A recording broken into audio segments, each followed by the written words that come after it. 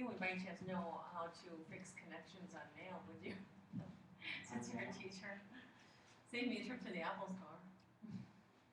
I don't understand what's going on. No, it has nothing to do with, I'm sure I can get online, but I'm just trying to get my mail and things.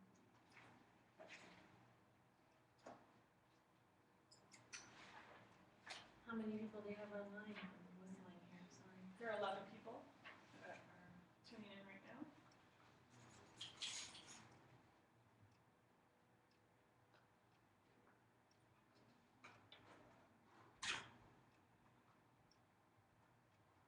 All right, well, so this is your first time here. I'm going to welcome you to the Southeast Michigan Media Lab, and this is Brad Wilson, who's going to be presenting. Want to give a little bit of background about yourself? Yeah, and I've got a little a thing coming up here in the show that's going to give a little bit more background about me. So we're live then. Mm-hmm. Well, welcome to the people that are listening in online.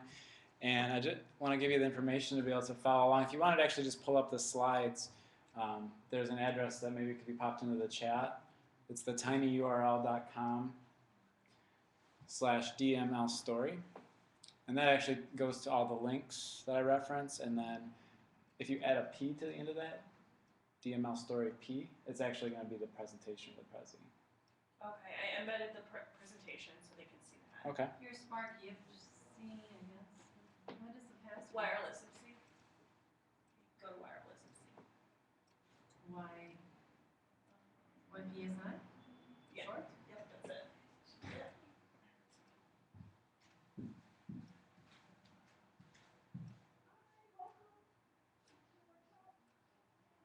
Yeah, I still looking over to your email. Do you need a computer?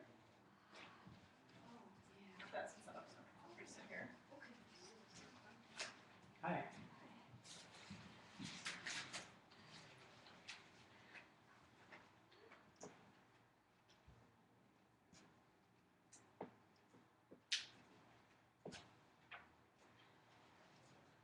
I'm Brad. I'm Linda. Linda. And what was your interest in coming today? Oh, well, I've been learning how to write picture stories for the newspaper, and so, so I'm recent in terms of learning how to tell a story through my writing. So this would be very apt to learn. We're going to talk a lot more about the visual side of storytelling in the digital side, but certainly the writing is in the back of any storytelling. So.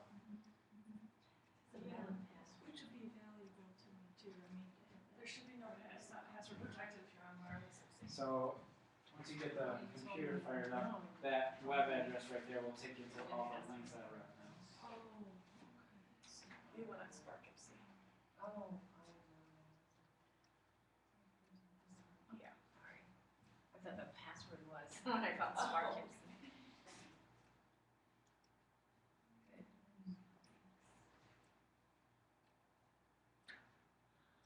So the tiny URL, that's to all of your tabs. Is that correct? Yep, it's basically a website with a list of links. Okay. Were you able to get connected here? Yeah, I'm so what's the, okay, what is it? URL? Yeah, it's kind of hard to see up there, the blue, but it's tiny, the word tiny, and then url.com slash.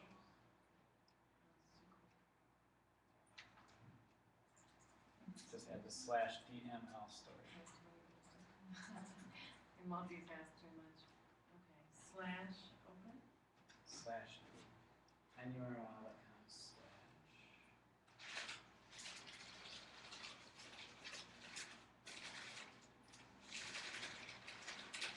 DML story.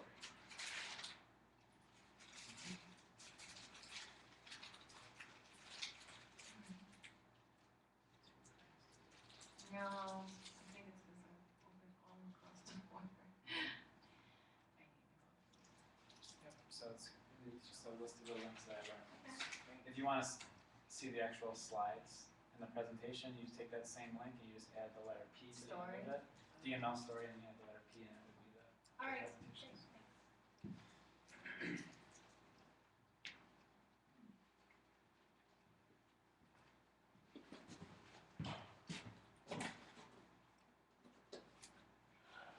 Okay, so we're just assuming then that everybody's with us online as far as the links. That's all in there? Yeah, Okay. I embedded it in the chat. Or I linked to it in the chat. Well, it's pretty random that I ended up here today, I guess. I ran into Michelle at a conference in Birmingham.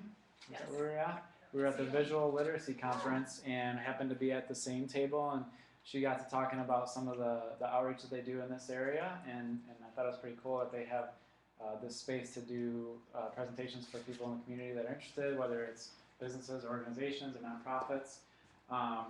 So this is actually only my second time, Dipsy. I know, Terry, said this is your first time. Yeah.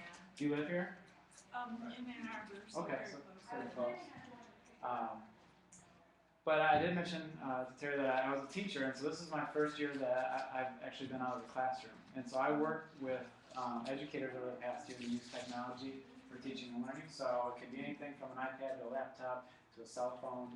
And we work in Jackson County with the Jackson County Intermediate School District. So all the districts in Jackson County we work with. But we're here to talk about story and how digital tools can help us tell stories, whether that be personal stories or stories for business or stories for an organization or an event, whatever that might be. So I'm not an expert trained in video. I'm not an expert trained in marketing, like maybe yourself.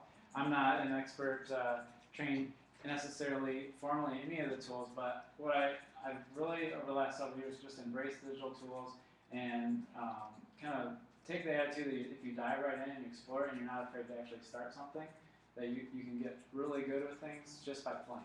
And so I've got a little bit of play involved in our stuff today. I try to make it a little bit more active. So for the people that are maybe listening in online while they're maybe working in the background or something, bear with us while we do some of the activities that are face-to-face. And then I've got some theory that kind of goes behind the story, just that I'm not going to sit up and give a big hour-long PowerPoint. So we'll try to make this a conversation. Feel free to chime in, and let's just make this a discussion. So to start,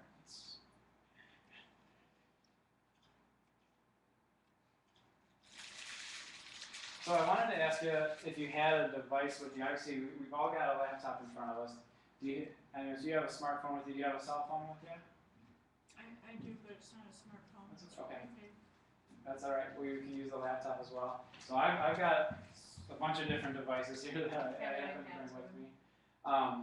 But I wanted to start off with a challenge to think about a way that you could use the computer screen or any technology. And you know what? This pencil and paper, that's a technology too. It doesn't matter what type of technology. To try to tell a story about something that you're really excited about for the summer, maybe something that you're doing this summer, or maybe a project that you're working on for work or for personal. It really doesn't matter. Something that you're willing to share with the group here. And just think about that for just a little bit, and then think about how we could just use that piece of technology to help us tell that story. There's no rules. There's no right or wrong answer. I'll let you simmer on Oh, that. you want us to answer? I want you to, so think about how you could use your device that you have with you, any technology tool to help you tell a story about something exciting that's happened to you recently, or a project, or anything. Smartphones. And so once you've got, think about what you have with you right now, then you could actually use that to tell us. So you could do a drawing, you could do Oh, you want us to picture write tape. it down? I want you to actually do it. Yep, actually do it. Actually execute what we wanted. Kind of execute what we're doing? Oh, so actually do it? Yep, because you're going to tell us a story about something that you're willing to share with us right now about yourself or your business or any project that you've got going on, and you're going to use that piece of tech. Well, I won't go first. That's okay. I can go first and give you some samples. Just so I can see what you mean, because I'm a little lost.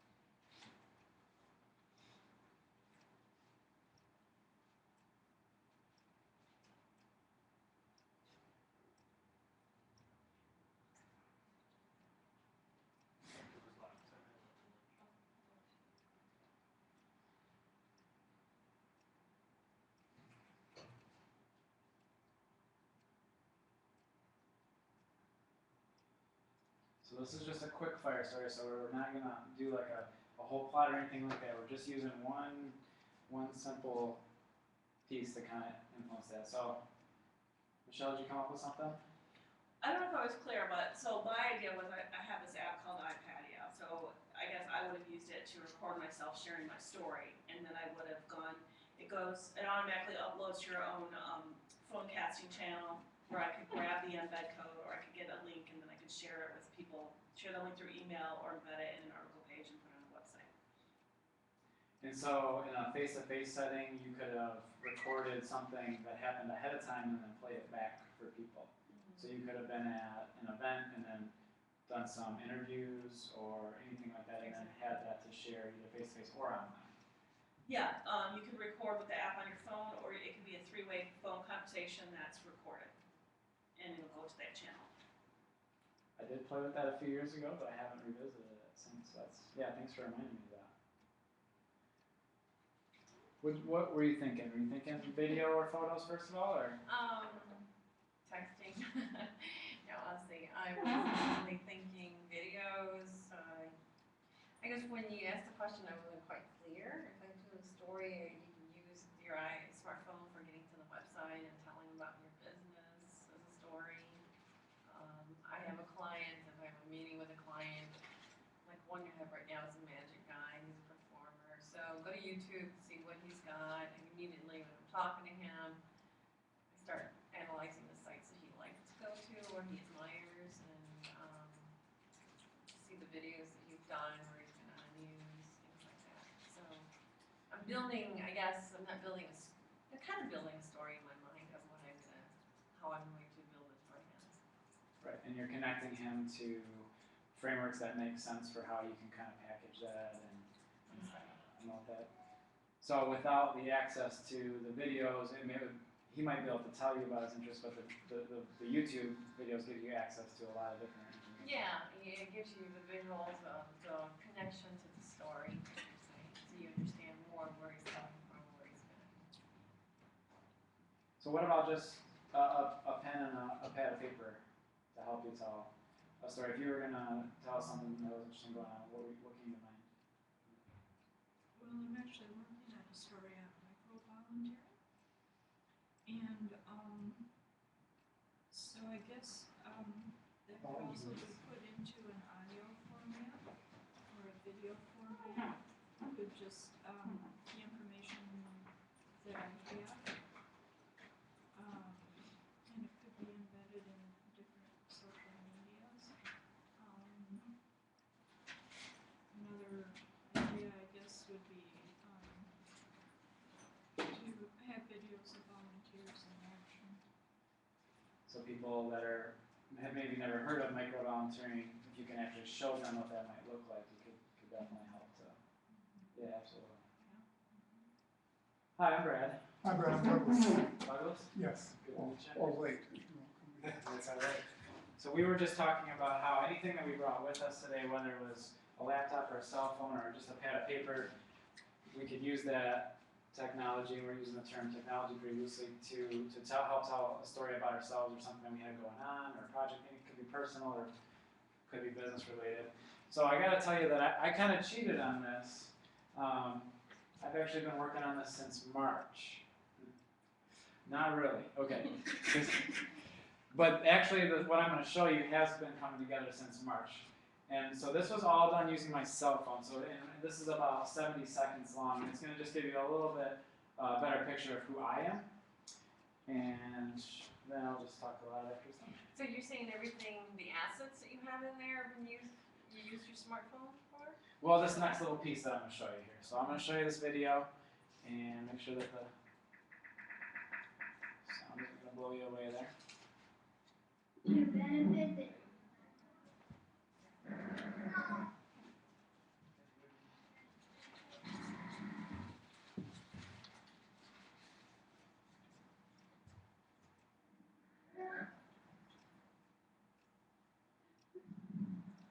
What's wrong with It was, yeah.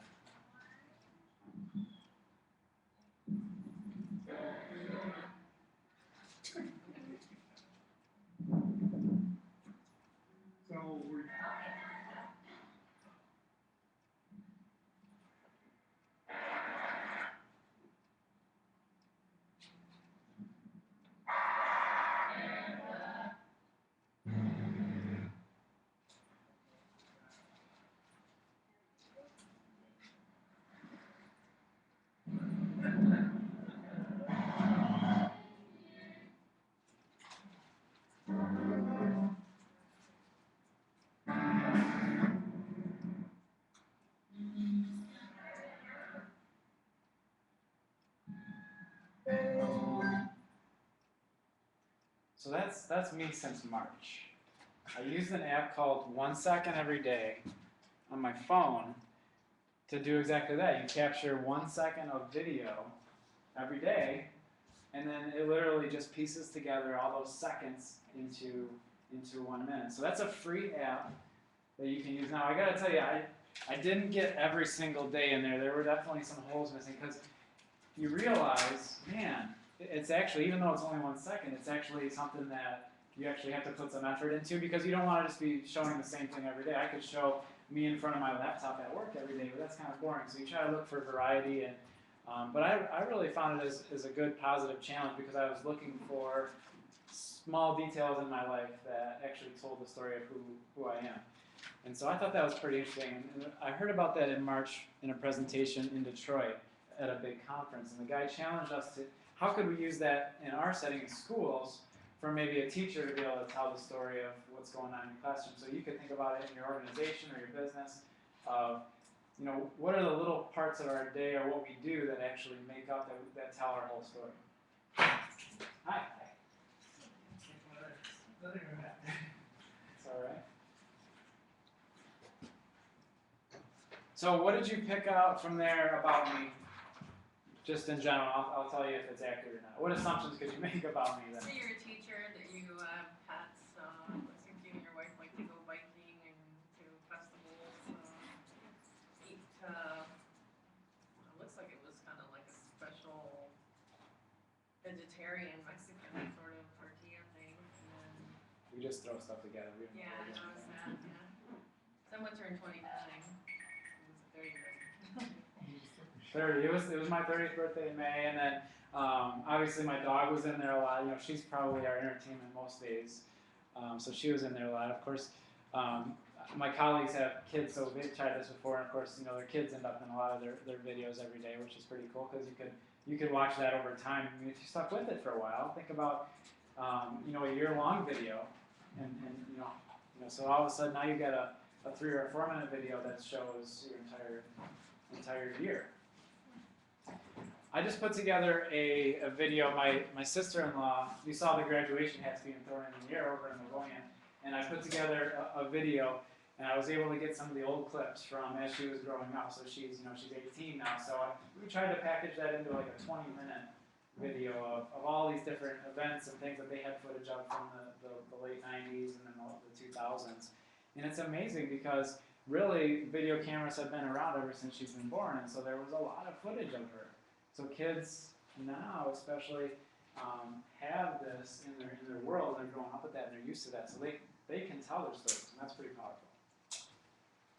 Hi, I'm Brad. I'm Pete. Pete and Carter. Pete and Carter.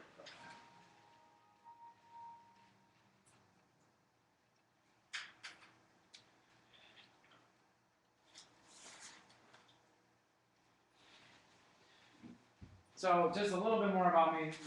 My website is 21innovate.com. I do work with educators. I work with them to use technology for teaching and learning. So as I was telling the ladies here who were here at the beginning, I'm a little bit out of my comfort zone because I'm used to working with in schools. So I think it's cool though that people are coming from all walks of life, whether it's business or community organizations or nonprofits, or if you're just here for personal interest, that's cool too. So I hope to try to meet everybody's needs now that we've got a handful of us here. Feel free to shout out questions and let's make this a discussion. So you can check out what I do on the website, and my blog's on there too. On Twitter, I think Twitter is a really powerful tool. I hold a lot of conversations both personally and professionally on Twitter, so I tweet at DreamVision. And something that I'm proud of that I've been working on this year is an app for kids to actually help them tell stories based on photographs, and the app is called Write About This. It's for the iPad, and it was something that I came up with working in my classroom when the kids had iPads and there were not a lot of apps to help them write, and so I partnered with a developer this year to make that actually come to fruition, and it's been a really exciting process. So the kids are able to look at a photo prompt and then respond to it in writing, and then they can record their voice to it. Teachers or parents can create their own photo prompt, so you could take a picture of something in your world and then ask a question about it, and students can respond in written form. And then you can email, you can share it, you can save it as a PDF, and then we're adding in the voice feature too, so it saves the video file. So that's kind of what I work on the side when I'm not working with teachers. Those of you guys that just walked in, this if you have, there's another laptop up here too, guys, if you need it. Because everything that I reference is right in this one single link. That's all. If you want to just take it back home to and look at, if I mention a book or something that you're interested in, following up on all you need is that one link. tinyurl.com/DMLstory. And Terry, I noticed you had a QR code on the back of your business card. How does that work? You use a Scan It app, and it takes you right to our website. So it's a real quick way to get to someplace so they don't have to be telling them to. It's so customers can learn more about us other than reading everything we have to offer in my business. Yeah, absolutely. And it's used a lot of different ways.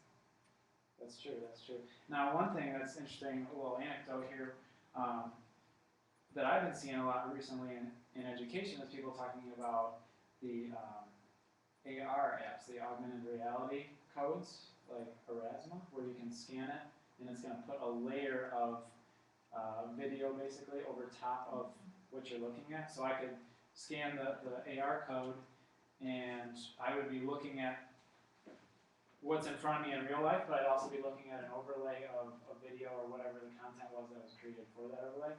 So in like big cities and stuff, you can actually walk down and scan things that are on buildings and actually have some of that stuff pop out at you. It's pretty interesting. What's that called? I've never heard that before. It's called augmented reality. Augmented reality. The app is called Erasmus.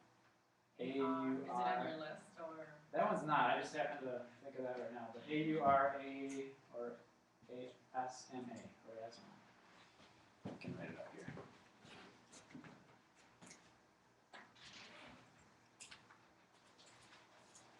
Maybe not directly to what we were talking about with digital stories, but certainly once you have digital stories, if you want people to access them, if you use augmented reality or just a QR code to get them to that place so that it's just more accessible.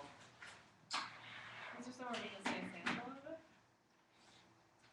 The best thing I would do is probably just Google Erasmus, and you're definitely going to find some videos and stuff there.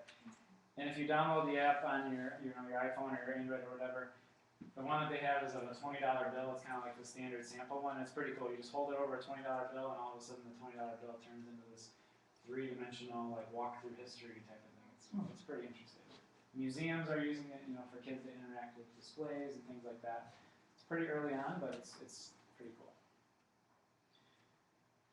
So, since we're talking about video, and we were talking about my sister-in-law who grew up in the 90s and the 2000s, and I was born in 83, so as I was 7, 8 years old, a popular show back then, anybody remember this guy? Yeah, Wheel of Fortune. This is America's Funniest Home Videos, Bob Saget. Oh, Bob Saget. Bob Saget, who is the butt of many jokes now in a lot of movies and stuff. Well, anybody ever have one of those big video cameras? Oh, Like he's yeah. out there? Unfortunately. So, Can we do something with it? So when I was like 7 or 8, my parents got one of those. And all I remember is how big and heavy it was. And it had that big handle on it. And all I know is that a lot of times you go to an event and my parents would be videotaping, but then you go back to watch it and there's like some of the event and then there's like 20 minutes of my dad carrying the camera around because he forgot to press the button to stop. And so that thing was a beast. But back then, if you were going to catch something on camera, it really had to be pretty lucky. The camera had to be rolling all the time. And you can contrast that to today's world where there's cameras everywhere. So I did have my 15 seconds of fame on America's Funniest Home Videos. My parents happened to catch me swimming in our pond in the backyard. And there was a neighbor who had a family of ducks that lived there. And they were kind of a little bit domesticated. And so they were friends. So we were swimming out there with friends and stuff. And the ducks would swim around us. And all of a sudden, this one duck was getting a little too close and friendly, and I was scuba diving, and the duck kind of swam through and kind of like went right between my legs, and it looks like he comes up and bites me on my butt, but he just kind of swims between my legs, and so you see me like go up all surprised, and so sure enough, my parents sent it in, and I was on America's Funniest Home Video. So that was like my claim to fame when I was a kid. My friends thought it was really Did you win? super cool. No, we didn't win the $10,000. Did you get to go to the show? No, they sent us a VHS of the show or something, and like a little book or something. But I'll have to dig that up. I'll have to see if my still has it. But in today's world, with smartphones everywhere and increasingly everybody's buying, I just heard another statistic about people under the age of 20, and it's in the like 80s or 90s of people that have a smartphone not in their pocket. As those are so ubiquitous, sometimes you have videos that go online that maybe people didn't want to go online. And that's where, let's see how well this connection works. We'll test it.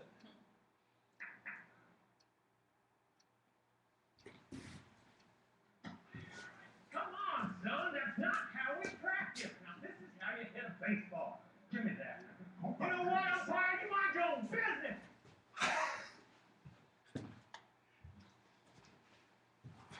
Now, pitch me the ball.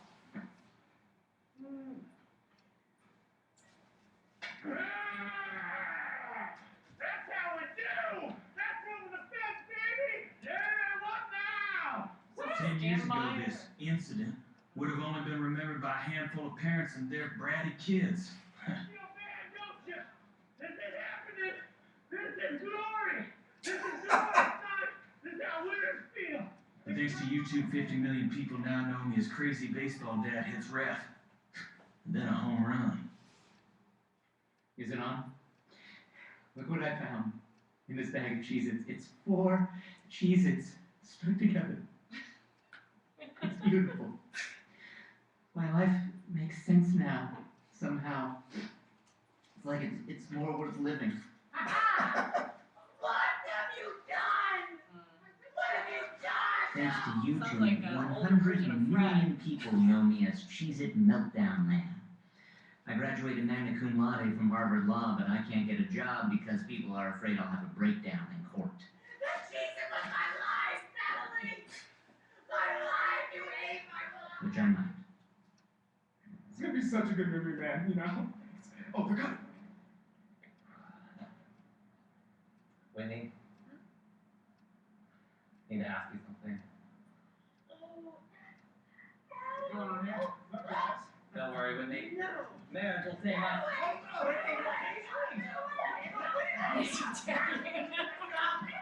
Nothing even happened. Yep, still single. And with the label Epic Marriage Proposal Failed, do not date this psychopath. Yeah, I've got a bigger chance of winning the lottery than getting married now. Oh, this is so fun. Oh, hello, miss. Oh, let me just, okay.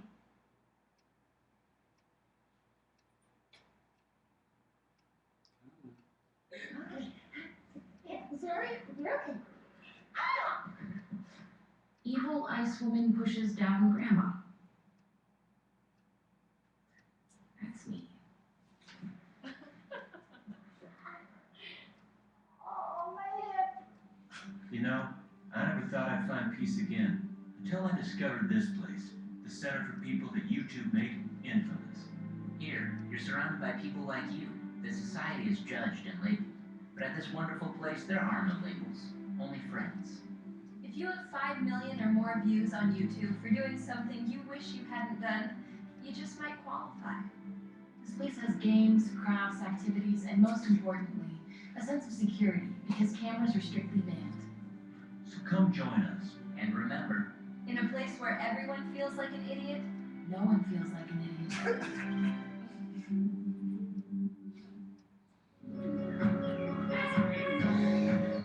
So, obviously, we don't want to be the people that the wrong things captured on film. We don't want our kids to be that way. We don't want our organizations to be that way, our communities. So, you know, I hope that Duck Goose's Boy from America's Home Videos from 1991 or whatever doesn't somehow make it on YouTube. I'm sure my friends would have laughed at it. Would it get 5 million views? No. But the bigger question then is, how are your customers, how are your volunteers, how is your community viewing you. And the thing is that I've heard over and over again with all the experts that I read and listened to is that if you don't tell your story, somebody else will. And it's never been so easy before to tell our own stories in a visual way for whatever that might be, but for our own families, for our organizations or businesses. When I worked with students in 3rd through 5th grade last year, we had this old flip camera, and this made it accessible for 7, 8, 9-year-olds to go around and capture cool things that were going on in our school, so that the parents could know about it and the community could know about it. And we put those together, and we had a student news group, and we would meet after school and put all those stories together, and then we publish a web video about once a month and kind of celebrate all the cool stuff that we were doing. And schools especially, because that's the industry that I come from, we struggle with, PR. You hear a lot of stories about in the news. The ones that make the news are the ones where the teacher does something stupid or inappropriate things. You hear those stories because those are the ones that go viral. So how do we tell our story that's a positive thing what we're doing? So whatever organization you're for, how do you get your messages out, the messages that are the true things that represent you? Now you go from Bob Saget with the big old VHS camera on his shoulder to the flip cams, which all of a sudden everybody was buying these up about 5, 6 years ago. But now flip cams, they don't even make these anymore. I know. Because now everybody's got these. So it's just becoming more and more accessible. Now I showed you the 1 second every day. A couple of you guys walked in a little late, but the 1 second every day app is just where you capture one little clip every single day and it pieces it together into one almost like a timeline. And so the new thing that I'm hearing about is the wearable technology, where there's a camera attached to your watch or around your necklace, and people that, especially people that are doing extreme sports like mountain bikers and rock climbers, they are kind of the first ones that get into this because they want to capture their journey. There you go, Google Glass has the wearable technology. So that's probably what's coming in the not so distant future, where we're going to have the ability to take a picture or a video or record audio just by speaking, Glass, start recording. I just watched a keynote presentation where the keynote speaker in Texas was up in front of 15,000 people, and on stage he had the Google glasses on, and he just told his glasses to start taking pictures or recording, and it's crazy. I mean, it's crazy. But it's really, really cool if you think about it as a way to tell your story of what you do. So, kind of to frame the discussion that, no matter what context y'all are coming from and why you came today, this is kind of the challenge, I think, that we have in front of us, is how do we show the community, whatever that might be, what we believe, and get them to connect, engage, and act.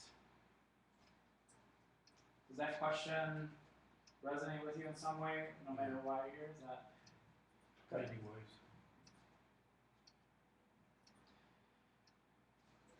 Has anybody read Start With Why by Simone Sinek? This is a YouTube video that's on that page, and I'll just take this second to show you what that looks like if you've pulled that up, or if you're going to pull it up at home or whatever.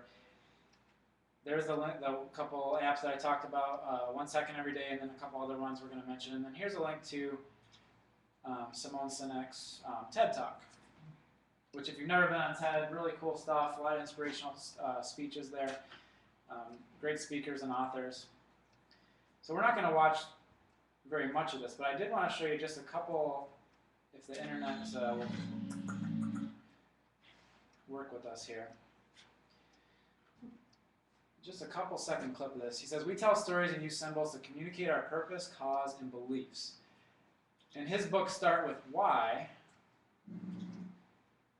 really focuses on the order in which we frame those messages. Again, whether it's just trying to get your your son or daughter, or your employee, or your customers, it doesn't matter who it is, to act or behave or change their behaviors. We're all in the business of getting people to try to join our cause, to buy our products, to learn something new, whatever that might be. So let's see how well this works to try to fast forward. It's about the 4-minute mark here.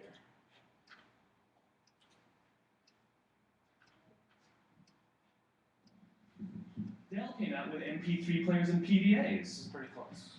And they make great quality products, and they can make perfectly well-designed products, and nobody bought one. In fact, talking about it now, we can't even imagine buying an MP3 player from Dell. Why would you buy an MP3 player from a computer company? But we do it every day. People don't buy what you do, they buy why you do it. The goal is not to do business with everybody who needs what you have. The goal is to do business with people who believe what you believe. Here's the best part. None of what I'm telling you is my opinion. It's all grounded in the tenets of biology, not psychology, biology. If you look at a cross-section of the human brain looking from the top down, what you see is the human brain is actually broken into 3 major components that correlate perfectly with the golden circle. Our newest brain, our Homo sapien brain, our neocortex, corresponds with the what level. The neocortex is responsible for all of our rational and analytical thought and language. The middle 2 sections make up our limbic brains, and our limbic brains are responsible for all of our feelings, like trust and loyalty. It's also responsible for all human behavior, all decision-making, and it has no capacity for language. In other words, when we communicate from the outside in, yes, people can understand vast amounts of complicated information like features and benefits and facts and figures. It just doesn't drive behavior. When we communicate from the inside out, we're talking directly to the part of the brain that controls behavior, and then we allow people to rationalize it with the tangible things we say and do. This is where gut decisions come from. You know, sometimes you can give somebody all the facts and your figures, and they say, I know what all the facts and details say, but it just doesn't feel right. Why would we use that verb? It doesn't feel right. Because the part of the brain that controls decision-making doesn't control language. And the best we can muster up is, I don't know, it just doesn't feel right. And then when we talk about story, all those same parts of the brain, actually, that he's talking about, as far as that gut feeling and why we do the things we do, are aligned perfectly with story.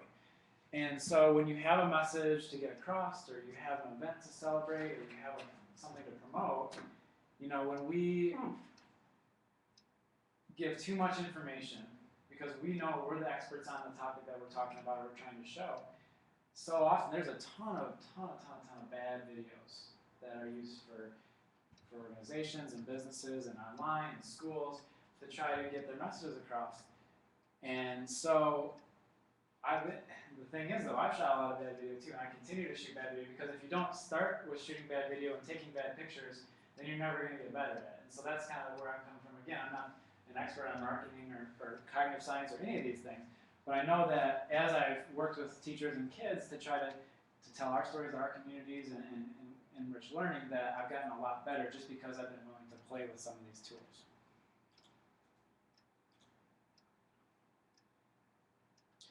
So video, and another book recommendation that's right at the top of my list are the Heath brothers. And they wrote a book called Made to Stick. And they talk, and you might have heard that buzzword, it's kind of a buzzword the last few years in business, is how sticky is your message? Does it get passed on from person to person? Does it resonate with people? And you need to be able to connect with people so that they are willing to pass it on. And people have been natural storytellers for ages, for thousands of years. That's how we communicated our messages. And I'm going to show you a video of a guy that kind of goes through the history of that. But if you want, word of mouth things that happen, if you want viral things online happening, you want people to share it forward, you have to have a message that sticks with people and resonates with people. And you can see some of their thoughts there. And it's, again, another really good book to check out. Made to Stick. And then they've got a couple other ones that are a little bit more recent.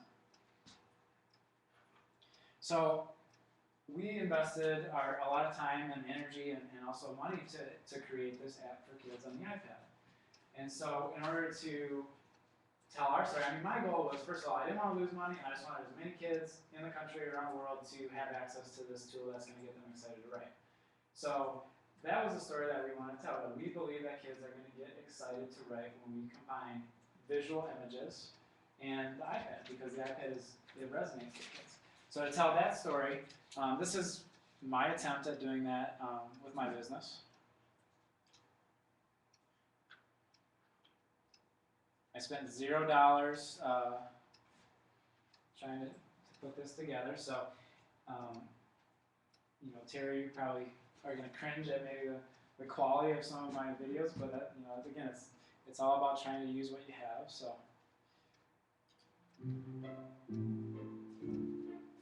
I'm Jack. I'm 7 years old and I'm in first grade. This is my writing on Narrable. This title is Anything to All Around My Anything. when you take a picture, you just push news and you can read about it. We like this app and we can change different things, so we can go into search and we can search things by working on doing writing and finding something that you really know a lot about and then writing about it. My name is Jenna Dixon. I'm my teacher for Scribe at Williams City Elementary School. And we love using the app right about this. We've kind of used it at Come on.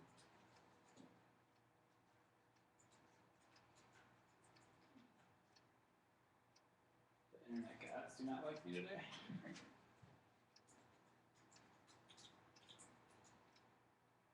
as a writer's notebook, where they can go in and read a prompt and write that way, or That's all right. So you get the idea, though. For me, I could stand up and go online and call people up and talk about the thing that we built. But for me, it makes a lot more sense to actually show visually through video and blending in some audio and some text as well what it is we actually do. And so, I would hope that if you know anybody that has kids, or that if you have kids yourself, or grandkids, or cousins, and you see a 7-year-old or a 6-year-old able to pick it up and then get started and write 2 paragraphs about something you did over the weekend, that would be something that next time you talk to somebody else that's got kids or whatever, that you'd be willing to share that story. I know what you're talking about, because my kids have that. But the writing is very important, and it's the only thing that will take it away from, because their handwriting and penmanship's just going to be a little bit. So I like those, sort of what you're doing, because they do have to do stories and write them out, and they have to do the whole thing, and they have their, she said book, where they have their writers. And if you still wanted to do it pencil and paper and then just take a picture of it and then use your voice to capture it digitally, you could do that as well. You don't have to take away the But the other typing tools. is good, because they have to learn anyway early. Good. So,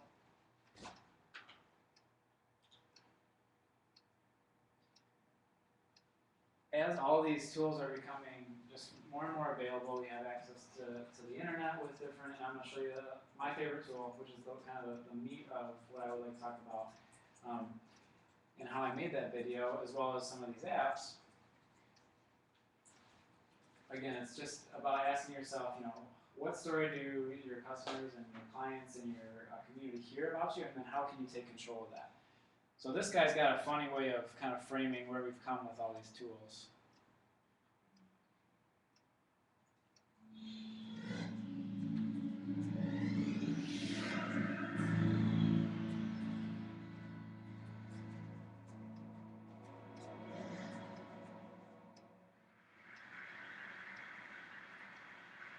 Ladies and gentlemen, gather around. I would love to share with you a story. Once upon a time in 19th century Germany, there was the book. Now, during this time, the book was the king of storytelling. It was venerable. It was ubiquitous. But it was a little bit boring. Because in its 400 years of existence, storytellers never evolved the book as a storytelling device. But then one author arrived, and he changed the game forever. His name was Lothar. Lothar Meggendorfer. Lothar Meggendorfer put his foot down, and he said, "Genug ist genug." He grabbed his pen, he snatched his scissors. This man refused to fold to the conventions of normalcy and just decided to fold. History would know Lothar Meggendorfer as, who else? The world's first true inventor of the children's pop-up book. For this delight and for this wonder, people rejoiced. They were happy because the story survived and that the world would keep on spinning. Lothar Meggendorfer wasn't the first to evolve the way a story was told, and he certainly wasn't the last. Whether storytellers realized it or not, they were channeling Meggendorfer's spirit when they moved opera to vaudeville, radio news to radio theater, film to film in motion, to film in sound, color, 3D, on VHS, and on DVD. There seemed to be no cure for this megatrophoritis. And things got a lot more fun when the internet came around. Because not only could people broadcast their stories throughout the world, but they could do so using with what seemed to be an infinite amount of devices. For example, one company would tell a story of love through its very own search engine. One Taiwanese production studio would interpret American politics in 3D.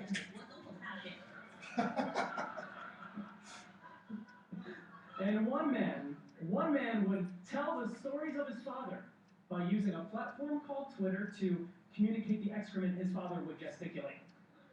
And after all this, everyone paused. They took a step back.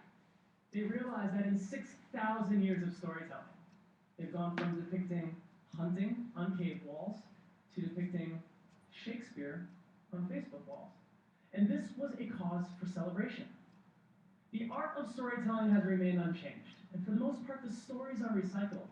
But the way that humans tell the stories has always evolved with pure, consistent novelty.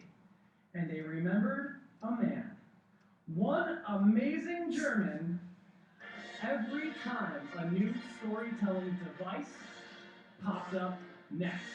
And for that, the audience, the lovely, beautiful audience, would live happily ever after.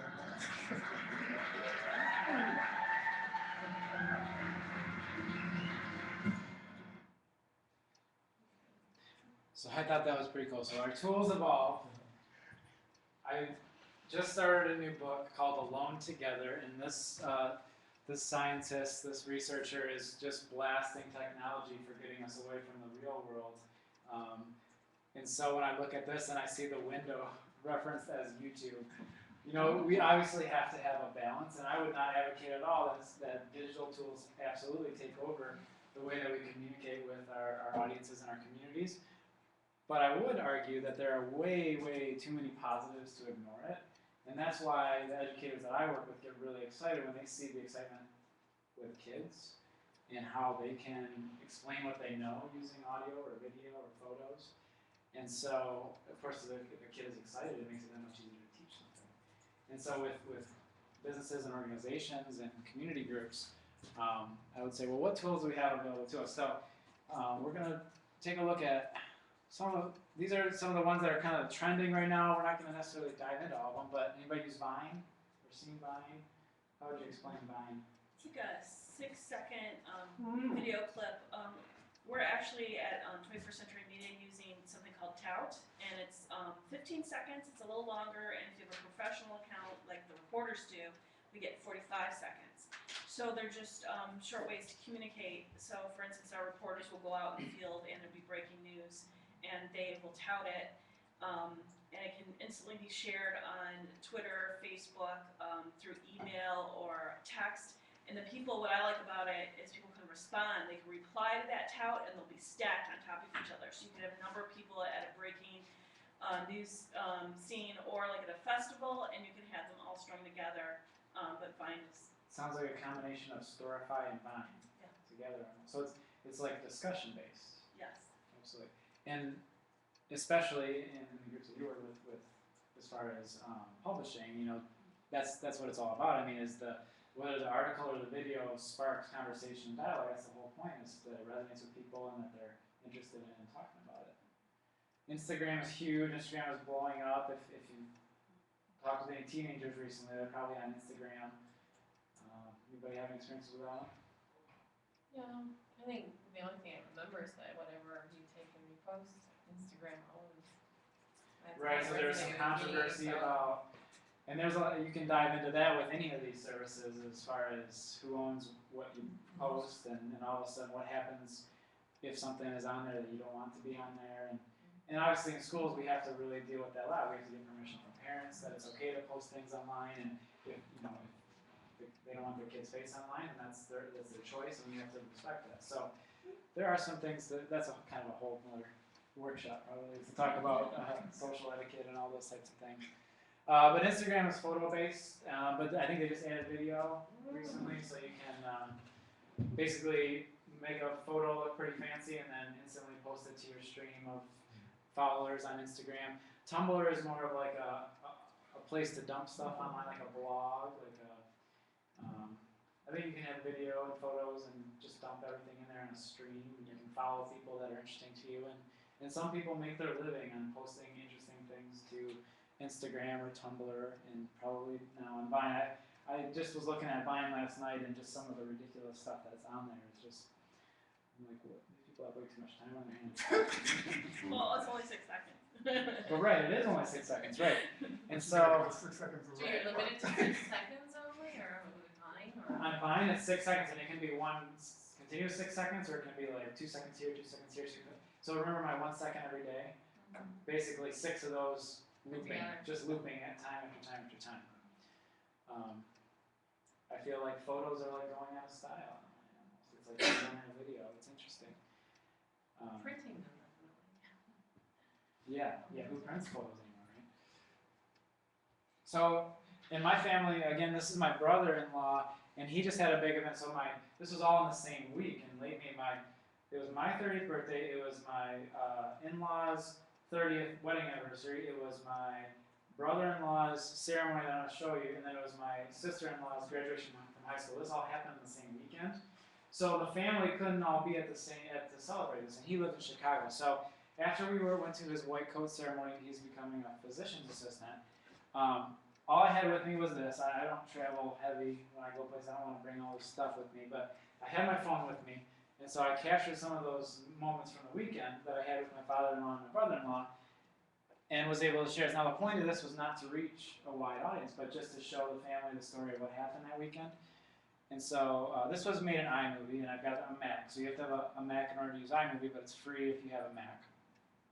Just a video editing tool. Let's see if it plays nice now.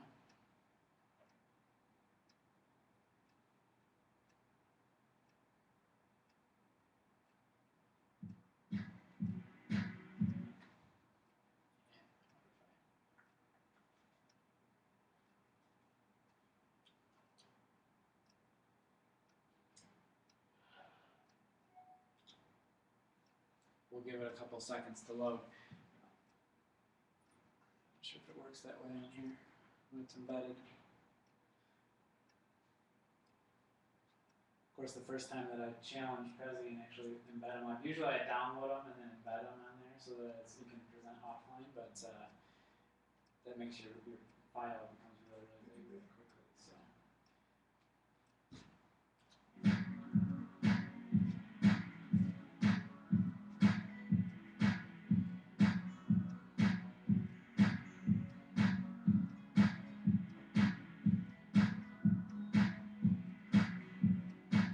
I tell you, if I would have made this 3 years ago, this probably would have been a 5 or 7 minute video. And the more I've worked with video, the more I'm realizing good videos tend to be shorter. I mean, people's attention span online, there's so much calling for attention. You're getting emails, you're getting links, you're getting all this other stuff. So if you want to tell that story, you have to figure out how to package it. So these clips I've learned, I mean, really like 3 to 5 second clips do a lot. And that's, when you hear Vine is only 6 seconds is the limit, it's really interesting. I was going to add, as journalists, we're told to keep it under 2 minutes for videos. Like the threshold, I think there's a guy that actually did research on that, and it shows the longer the video, the people that are actually still watching it goes down increasingly, and somewhere in there is the threshold. So I think the challenge then for us is how do we use, you can mix in photos with video, you can mix in words with video, and you can mix in audio and music. So we have those 4 mediums that we can package in different ways, and that's why I really love Animoto that we're going to talk about, because it lets you do that in a fast-paced format. But that's really challenged me as an amateur videographer, in that I've pretty much started off with this flip camera, and then I got a tripod. Sometimes I just sit the tripod up there and you let it run for 5 or 10 minutes, and then it's like 5 or 10 minutes. Is that really interesting to people that are watching it? And how can I make that interesting? Well, really, it's just those short little bits that actually tell what was going on through a narrative. So again, I would encourage you to just play. Grab whatever you have that's available to you. You can find these on Amazon probably for less than $30, I would imagine, or just any flash camera. They're really super cheap if you don't have a smartphone. But you've got to start somewhere. Now, does anybody know? Before I show you this video, I'm gonna press play and then I'm gonna pause it because this is the one we gotta watch because it's hilarious. And I might just have to pull it up on YouTube if not. But if I showed you, if I was holding the flip camera and I was holding my phone to tape something, if I was gonna film you guys, what is the biggest difference about what I'm doing right now? You want landscape mode, you don't want. Have you seen this one? No. The video? Okay. I just know that. Because when you hold your phone, you're on your phone like this. It doesn't matter if you're Apple, Android, whatever. So then, I took a lot of videos, and we actually used an iPod Touch with the kids. And so if you look at some of our student newsgroup footage, you see a lot of what we're going to make fun of. Oh, with the iPhone though, I found that if you turn it to try and get vertical, you just do this to your whole image. Right, you don't want to do it in the middle of a video. That would Or even if you start with a photo, you just gotta keep it straight or reposition it once you get it.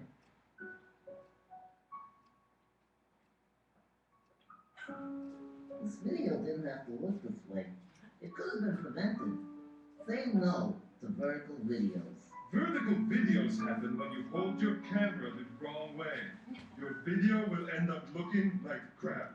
There are more and more people addicted to making vertical videos every day. It's not crack or nothing, but it's still really bad. There are two different kinds of people who are afflicted with VBS. The first group treats the videos they shoot like pictures. They don't mean any harm.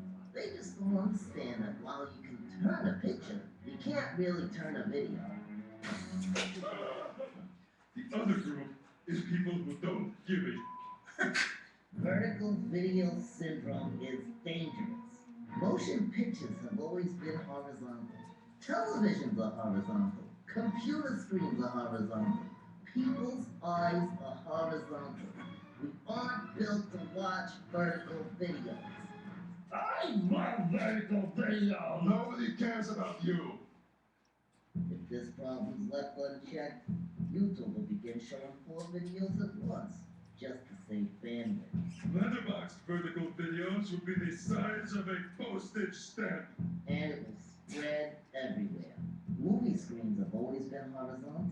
If vertical videos become accepted, movie theaters will have to be tall and skinny. And all the movie theaters would have to get torn down and rebuilt. And by the time they were rebuilt, Mina Kulis would be old and ugly. The birds would smash into them and die. We all get stiff necks from looking up. And no one will sit in the front row ever again. And George Lucas will re-release Star Wars. The skinny edition. I was never really able to tell the story that I wanted to tell. This is a great chance for me to experiment with the new technology. You're a jerk. Every time a mobile device is used to record video, the temptation is there. Just say no. Say no to George Lucas. Say no to old Mila Kunis. Say no to vertical video. And if we see someone doing it, say, "You're not shooting that right, dummy!"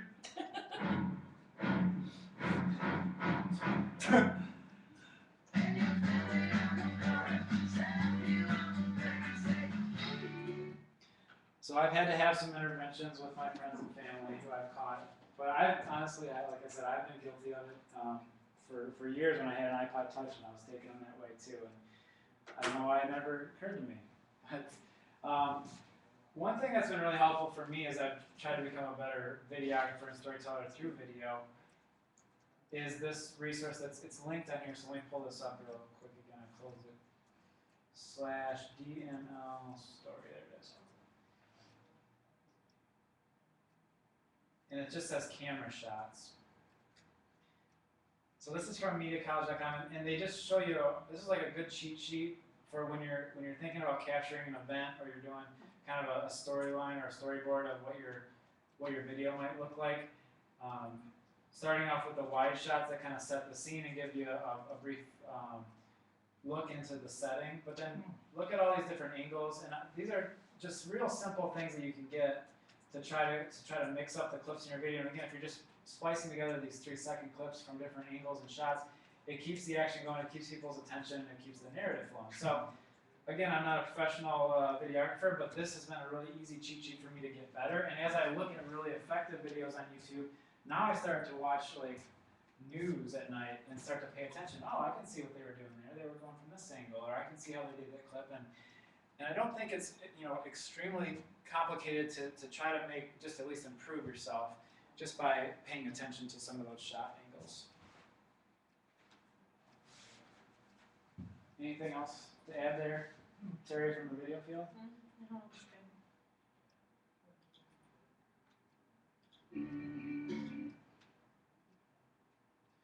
So we kind of already talked about that as far as just less being more and not letting the videos run on too long and try to get your message across. A podcast that I've been listening to a lot recently because I drive from Redford up to Jackson, so I got about an hour drive, so I listen to a lot of podcasts every day. Todd Henry has a book called The Accidental Creative, and the podcast of the same name, and he talks about this 7-word bio, and it's kind of like the modern day elevator pitch. Basically, how would you sum up what you do and what your organization does so that you can communicate that? And so I kind of think of how does that translate into telling a digital story, that you have to get to the meat of it, and it has to be catchy and it has to be sticky. So the major tool that I really wanted to share with you and explain why I think it's a valuable thing to look at is Animoto. It is ringing good up there now. Supposedly the last of this 3 weeks of rain. Get the monsoon out of here. Now it's in Traverse City last week. They have a drought. I was there as well. Yeah. I know it rained for like 5 minutes, and my buddy was like, "Oh my gosh, my yard! Yes, my yard." But I'm supposed to go to the Tigers game next, so I hope this pulls through. Usually it's on the radio. So. Okay, so Animoto. Animoto.com is the website. There's an app on Android or on Apple. That's one of the reasons I like it too, because I know not everybody's in the Apple world like I am. Once you go Mac, you never go back. But it's available on both platforms. And I haven't done as much with the mobile as I have with the website of it. So a lot of you that have your laptops, I think that's a cool thing to check out. So as I let this load, I'll tell you a little background of this Animoto video.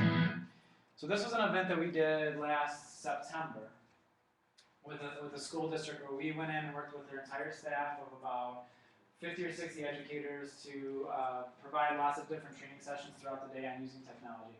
And so that was the first time that ever happened in Jackson County, so we wanted to be able to spread that to other schools. This is a service that we offer them and they don't really know about it. So in order to get the word out, we took some of the video that we had from the day and we pieced it together with some of our main messages using Animoto, and it literally took us probably about an hour to put together using Animoto.com. Now as I look back on this, I think of a million ways I could have made this better, but for just being quick and dirty, quick edit video, and we didn't spend a whole week working on it, we didn't invest any money on it, I think it turned out all right, and we showed it to the administrators and they just loved it, and then they were able to share it with other administrators as well. So look for the different media elements that you can use in Animoto to put together your entire video.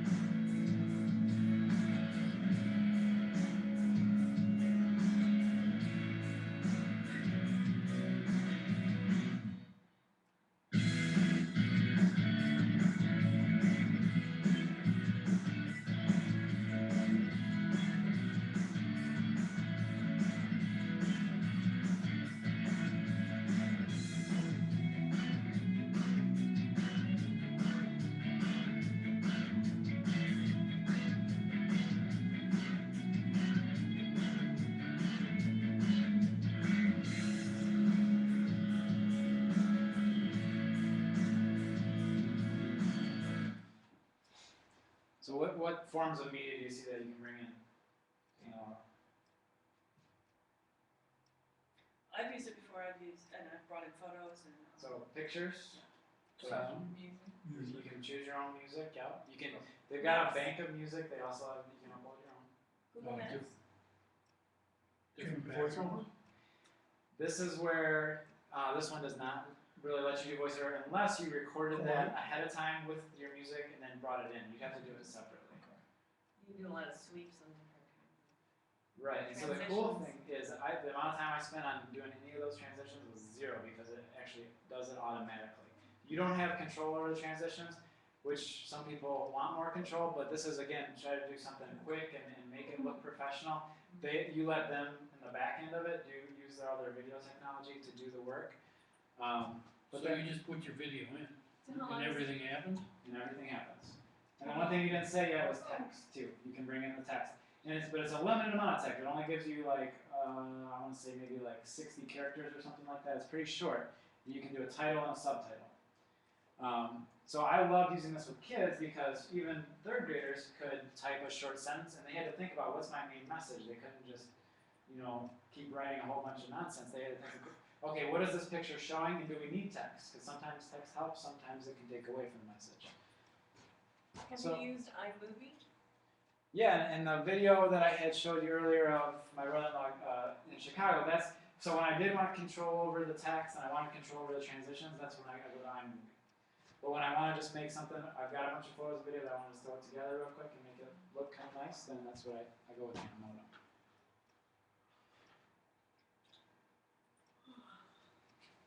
So. And don't they have like a free version that you get so much and then it. Right, so that's the thing is, to start out with to see if it's going to work for you, you can sign up for free, you can sign up for free today, and I believe it's 30 seconds. You're going to get a 30-second clip, which is probably about, I think it's 12 or 15 photos, and then, they have the different plans that you can sign up for. So I have like the education version, which gives me some of the extended, they have an educational outreach thing so that the kids can get longer videos.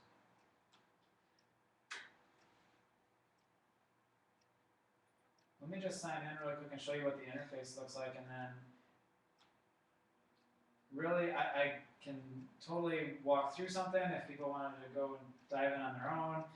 If you wanted to just take this home and play with that, I want this to be whatever works for you. So you take pictures and then upload the pictures? Yep, and that can be from just a regular digital camera. It can be from any camera, as long as you can get them on your computer. Once you're past the demo, how much does it cost to use this one? I'm sorry? How much does it cost? Well, you can sign up for free and do the 30-second ones for free. You get 30-second videos for free, and then beyond that, let's pull up and they've got, a lot of photographers use this to showcase their galleries and stuff. They've got some different things. So business, let's look at that. $250 a year for business. I don't know what that means. You can probably brand it with your own stuff at the end. What if I just wanted a personal account though? Can you load videos of this and push it to a website? Yep, so it's a web video. You can download it. If you have a free account, you can download like a low resolution version. If you have a paid account, you're going to get the higher resolution version, I believe. And then you can also get the embed code, so you can put it on websites, you can tweet it out, you can put it on Facebook, any of that type of stuff. Okay, so a personal account's $5 a month for that quality, unless you wanted like HD quality, which is $40 a month. I mean, just like with any of the tools that I tell teachers to try out, is start with the free version, see if it's going to work for you, and then if it is, then you may make the investment. But so and the music you have, because music rights are something kind of touchy, so they give you some. Right. So there's an entire library. It's actually a pretty good selection of different genres and feels of music. You can upload your own, but if you upload your own music that you're using commercial music, copyright laws would say that you're not allowed to put that online. So you have to just, but if you're going to use it for your own personal use and just show it at like an event or something, and burn it onto a DVD for your family, you could use whatever music you want. It just depends on how you're going to use it.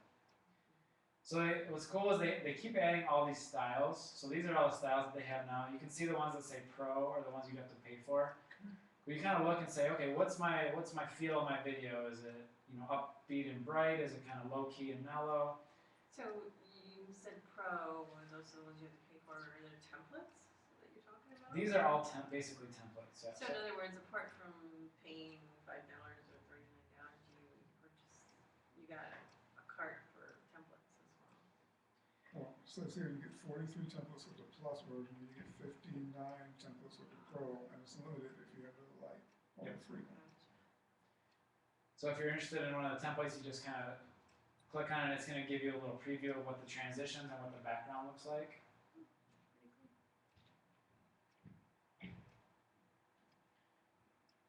Of course, streaming all this video is not, it's not going to really like us right now.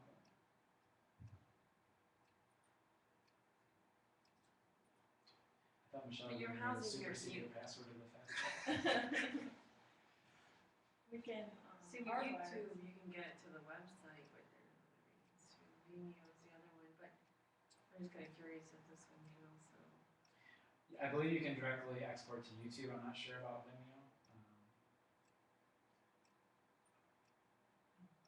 But you can download the file, and once you have the file, you can put it anywhere you want.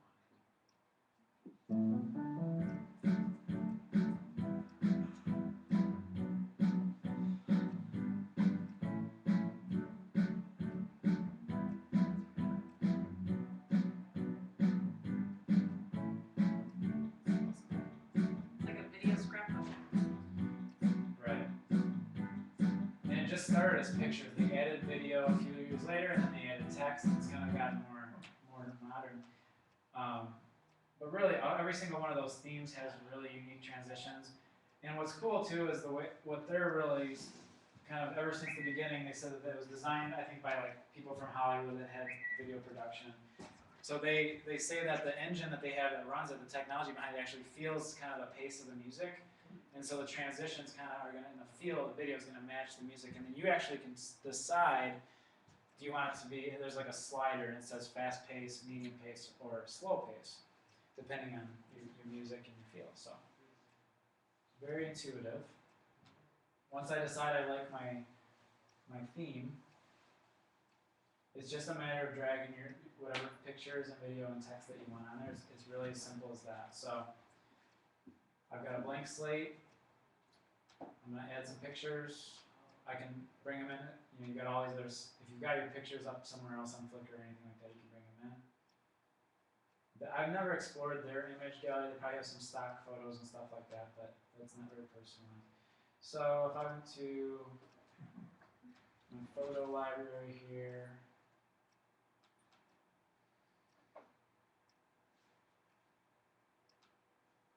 all right, I'm just going to pull in like 5 photos for now and see what happens. Of course, the more videos and stuff you upload at one time, the longer it's going to take depending on your connection. And while it's doing that, you can see the categories for music. They've got all sorts of stuff on there. Jazz, everything from jazz to rap to rock to country. Kid music.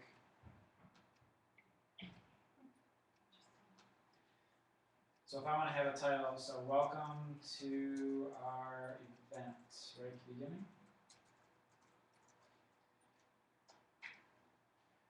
I'm going to drag that text right to where I want it. And then this is new too, is they added the ability to put a caption right over top of a photo. So I can bring up the photo and say, Dan working hard. And again, I'd have to try to decide if adding text is going to be something that adds to what I want the field to be. This is like the old Windows Movie Maker, but it's on, it's like a browser instead of your computer. Yeah, it's drag and drop onto your timeline. They've got this, I really like this spotlight feature. Not a lot of people are sure what this does, but let's say you've got one of your images that kind of stands out as something that you want to focus in the video. You just click on it and then say spotlight. And it's going to spend a few more milliseconds or whatever focused on that. The transitions will change. So definitely a lot easier than iMovie. Right, it's way iMovie's simpler, and that's very why intricate. I handed this over to 8, 9, 10-year-olds, and they completely ran the whole production for our web shows. You know, I would just show them something once, and then they could teach each other. So I say if a 7-year-old can do it, then I think anybody can if you just are willing to play with it. Now with videos, unless you have like the pro account, it limits you to 10 seconds at a time, which again, maybe is a good thing. With trying to keep it simple. And when I looked at that video that I made for our event last year, I think I probably should have used shorter clips than I used. But if you have, let's say you had a video clip that was 30 seconds long and you wanted to show like 5 seconds at the beginning and then like 5 seconds in the middle and 2 seconds at the end, you can do that. You just have to use the duplicate feature right here. Because if I put a video in, I can get the first 10 seconds, and I can duplicate it, and then it brings in the whole clip again, and I can slide it over and use whatever parts of the video I want. So that's kind of tricky as far as if you think, oh, I can only use the first 10 seconds, but actually you can slide it. So. It's pretty interesting. Do you know if there's anything out there that does animation of graphics? Yeah, actually, one of my favorite ones. Let me see if I can show you an example. There's something called Scribe. And this is more of like the animated whiteboard style presentation where you see the hand, you see them writing over. Yeah, the whiteboard. That's very famous right now. Right. It's kind of so you can actually do those on your iPad or on the web. So this is one that I use in some of my presentations. What's it called? Called Scribe. Scribe. Like video and then scribe.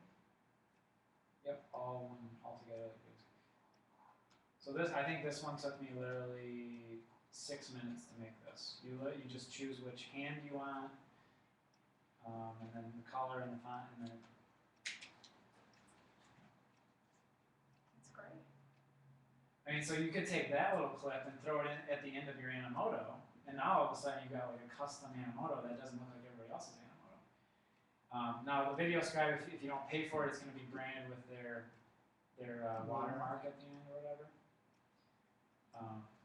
But yeah, that's an iPad app. I think it was maybe like a $5 iPad app to be able to make those. You asked about animation. I'll show you a really fun one. I think you said you had an iPad, right? Yeah. Did you say you have kids? Well, they probably will have fun with this one. It's called Telegami. Create and share short stories in seconds. So you choose your Gami guy or girl, and then it lets you go through and choose their hair color, their skin color, their eyes, all that. And then you type in what you want them to say, and you choose the voice, or you can record your own voice. And then you play it back, and it's like this little movie of this animated guy that says. So we had teachers who were using it to like introduce, welcome to the new school year or whatever, and they put that up on their website so that parents could go on there and click play, and it's like an animated teacher talking to them or whatever. And it's a free app, so it's it's limited in features, but for what it does, it's free and it works, so it's cool. How much is Scribe? I think it was like $5 when I got it, and then if you want more features and stuff like that, you can free it. And Animoto? The Animoto app it's free, but you have to sign up for depending on the account. So Animoto, I really think it's straightforward. It's just a matter of going in there and doing it. I would recommend just using photos you already have of family or friends or whatever you got for your business, and then just playing with it. Not holding yourself to it has to be perfect. You just got to start somewhere. Were there any other questions about Animoto? There's another online/mobile one that I can show you that does let you do the voice narration that you had asked about. Yeah, let's see that.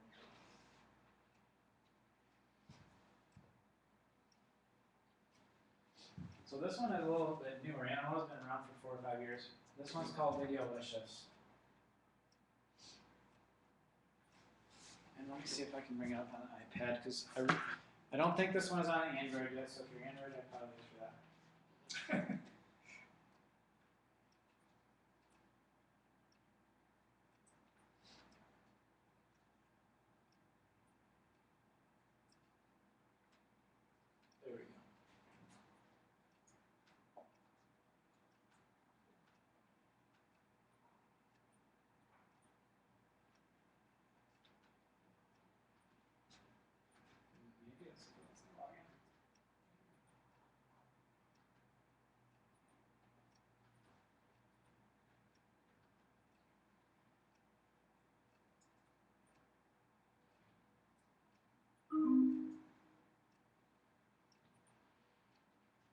So basically the way Videolicious works is you can see that it actually lets you do the internal camera or the external camera, so that if you want to narrate it, and then you just choose the order of your pictures and clips, your video clips.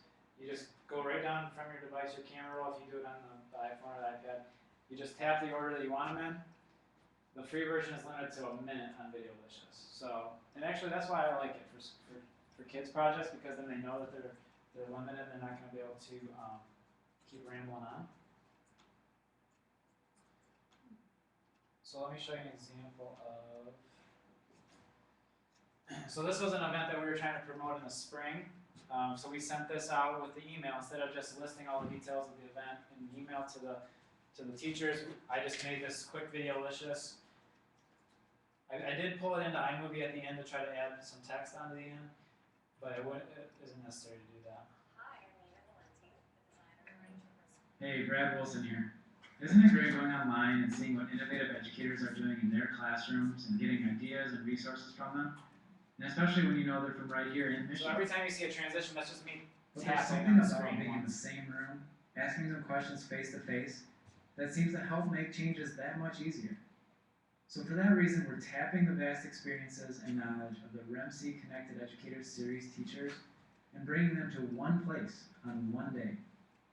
On behalf of Dan Spencer and the Jackson County EdTech team, you're invited to the Connected Educator Unconference. It's a mashup of educational technology and conversation. This is an opportunity to get you moving with an innovative classroom. It will be a day of formal and informal active learning experiences alongside and led by CES featured teachers. Head over to the website and register soon, because space is limited. This is going to be a day that will help us all take the next steps with classroom innovation. Can't wait to see you here in Jackson. So you did that on your iPad? Yes. And so every time you want to do a transition, you just tap in your iPad? Correct. So you just you take all the photos and videos you had on your iPad. I had some screenshots and I had some video clips, and then you just put them in the order that you want. Okay. You can choose whether you want to have the narration or not with your face. You can, and it also has a music library too. Not as big of a music library as Animoto does, but if you didn't want to have your voice, you don't have to have it. Let me log in.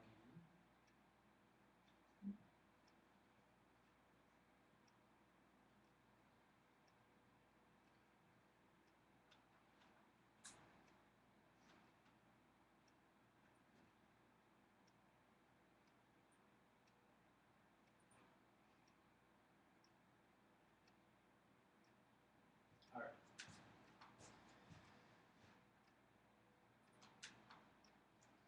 So you should be seeing what I'm seeing on the iPad now. So it's really just that kind of three-step process. So I look at my camera roll.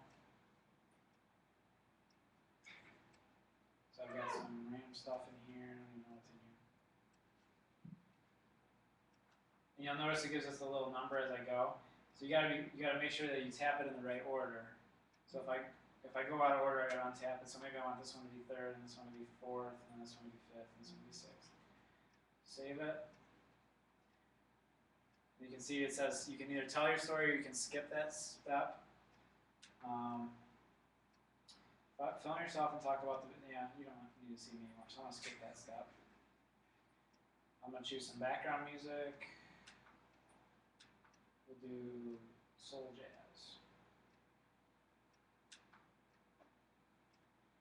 And then the filters are just kind of like Instagram, where it just puts the little overlay to make it a little bit more fancy or whatever. Find one that, if it enhances your video, that's great. If it takes away from it, just ignore it. I'm going to go with, there we go. Save that. So is that enhancing a photo or a video?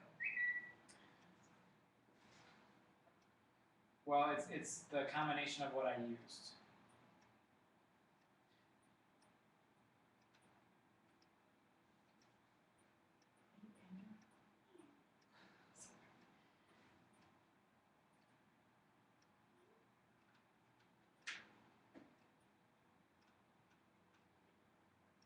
Okay, so now I've got the microphone only.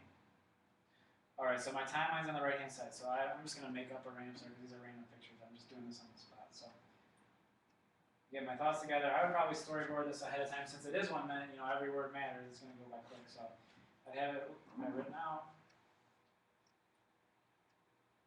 So you just did your voiceover. So now, hi, we're live with so-and-so. This is this event. And then I tap the next picture. And then it goes to the next video. And now I'm showing you the next thing as I'm talking about the next feature. And then now I'm playing this little video clip. I can see it counting down, 5 seconds left in the clip. Hey, come to our thing, come buy our stuff, whatever. And I'm finishing up, and one more, and then I'm done.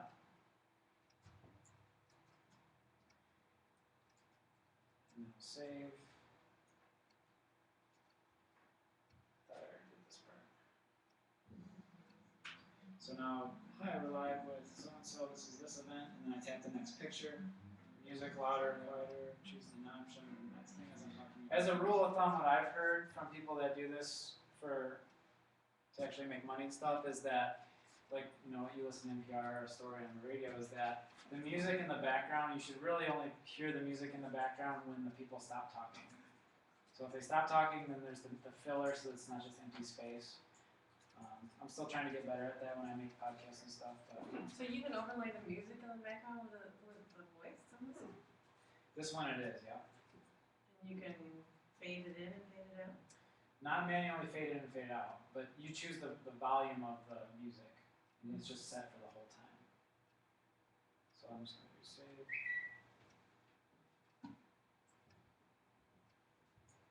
This is what we ended up with. Let's see what happened.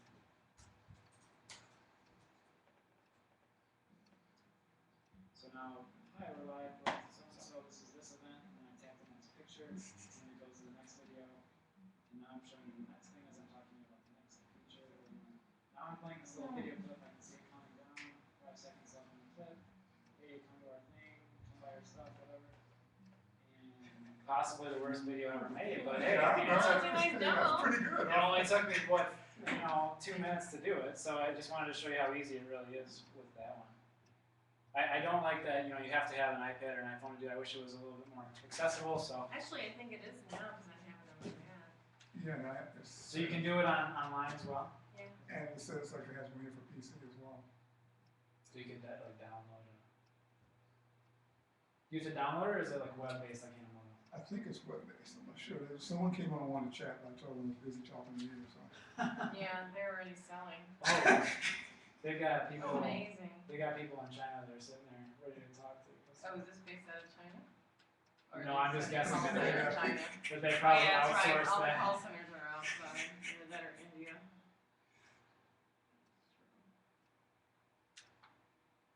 Now, one that I put in the links today was a new one called Narrable, and it looks, well, it's new to me. I don't know how new it is, but I recently found out about it. It looked like it was very similar to Animoto, where you put your timeline in. A lot of these tools, they always show like family events, like weddings and stuff, because that's pretty common that people want to share those. But I think you could use these for really any purpose. Now this one is interesting because it actually brings in like people's stories about it. So I think you're kind of like putting together this timeline of this event. What is this one called? Narrable, N-A-R-R-A-B-L-E. And there's an app. I just downloaded the app. It's an iPhone app, but iPhone apps work on the iPad, so you can roll it up. I don't know.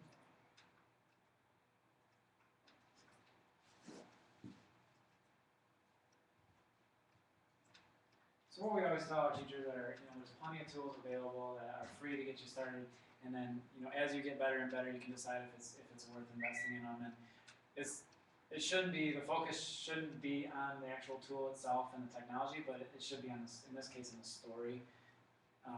And so whatever, hopefully some of the things that I showed you today, whether it's Animoto or 1 second every day, there's something there that you can pick up and just to help tell your stories more effectively and more visually and reach the people that you're trying to reach. So that's kind of all I had planned. I'm certainly willing to answer any questions or help you play. If you are going back to a business organization that's kind of like mine, which is old school, And I remember talking to the communications department in the last couple of months and being like, hey, we need to be on social media. We need to be out there telling our story. And they're like, yeah, that's nice, Brad, but we're just going to keep doing things our own way. So, when you see new ideas, I say try them out and see if they work because the world's changing quickly around us, and we gotta keep up or we're going to get run over. So, thanks for coming out today. And like I said, I'll be glad to stick around and answer your questions or work with you on a project. So. Thank you. Thank you. Is it still raining? Looks like it stopped.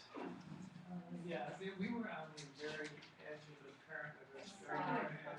Just barely got touched, like 2 miles north of Lake Michigan.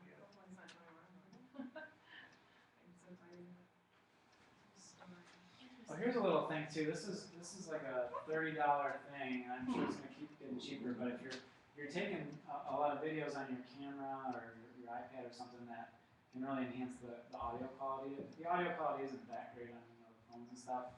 So anytime I do interviews for podcasts or anything, I try to plug this in. It fits in your pocket, and all of a sudden it's just a microphone, so it's going to be better quality audio. And closer to the camera. So you got to connect it to your phone. Or your phone. Yeah. So you. Instead of having it. You got that at the Apple Store, I think? I got that online. It's called an iRig. It's gotta be awesome. And they make several different ones. Some of them actually are handheld mics, and some of them are different things. But I like that one the best. I think it's called the podcast. And the quality, you see a difference? Oh yeah, for sure. I mean, it's not going to be professional quality, but it's compared to the phone quality, it's definitely better. So do you use a handheld camera?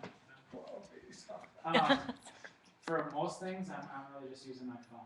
Okay. If we're gonna do like a big